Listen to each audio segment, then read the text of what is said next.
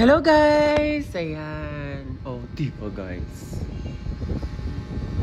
Graduation dress na naman tayo guys ha for today's video.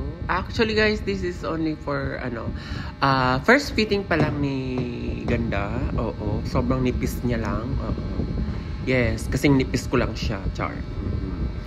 Of course, ayan, lalagyan pa namin siya ng beadworks. Pinarampa namin siya kasi para malaman namin kung ano yung magiging alteration for this gown. Ayan.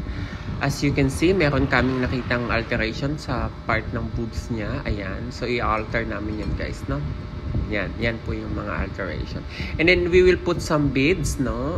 Magbi-beads din siya. Ayan. Kaya happy naman si Ganda sa sobrang nipis niya. Nagda-diet pa daw yun siya guys ha. In fairness. Oo, 'di ba? Kaya ay nako. Balak niya yatang habulin ako. Char lang guys. Thank you. Thank you guys.